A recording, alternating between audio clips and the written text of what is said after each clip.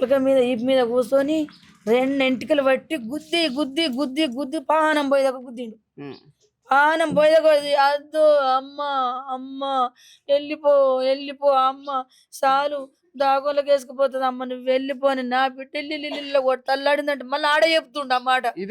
ఇది కూడా అది తల్లాడింది. మీ అమ్మ లేస్తే నన్ను చంపేస్తుంది, మీ అమ్మకు తెలితే నన్ను నూకుంటుందా? నీ అబ్బో మీ అమ్మకు తెలియనిస్తానా? మీ ఫ్యామిలీ బాగా పెద్దగా ఉంది, మీ అన్నదమ్ములు 15 మంది అన్నదమ్ములు, మీ కుటుంబం పెద్దగా ఉన్నది, మీ వాళ్ళకి తెలితే బతకనియ్యరు, నేను పూర్తిగా చంపుతానే నాకు మంచిగా కోరిక తీరుతుంది, నేను ఇంకోళ్ళని చేసుకుని బతా అని కొట్టి కొట్టి కొట్టి కొట్టి గుద్ది నిమిషంలో పానం పడిగొట్టుకుని కట్టె కడిచింది. కట్టె కడతాడు ఏమికమంత చేసిండు. మా ఆయన బయటకు వెళ్ళిండు. లాస్ట్ 4 గంటలకు వెళ్ళిండు.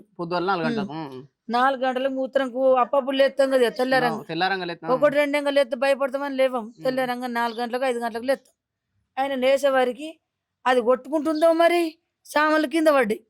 సామాన్ల సౌండ్ వినబడ్డది. నాకు సామాన్ల సౌండ్ వినబడే వారికి ఆయన అడిగో సుత్త సామాన్ల సౌండ్ వినబడుతున్నాడు. అరే అరే అరిగా అరిగారి అని పిలితే నాకు సిట్టి మీ వాళ్ళు పిలుతురని కిలకిల కిలకిల నవ్విండు. ఆడు ఆయన ముంగట నవ్వుతే పరిచయం అన్నట్టు. ఈయనేం చేసిండు మరి కుక్కలు ఎక్కినాయా మరి దొంగలు ఎక్కినా అని కట్టె పట్టుకొని ఇల్లు అంతా తిరిగిండు. తిరుగుతూ ఏడ సౌండ్ వస్తలేదు ఇంట్లోకి వచ్చాని అల్లుని ఇంట్లో సౌండ్ వస్తుంది రాయే సిట్టిని కొడుతున్నట్టున్నాడు.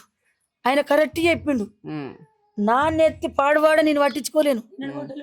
ఆడు ఎందుకు కొడతాడు చెప్పు, మేము ఏమన్నామని కొడతాడు. ఎక్కడ రోజు నడుతున్నామో నేను కనిపెట్టుకుంటుంటాను.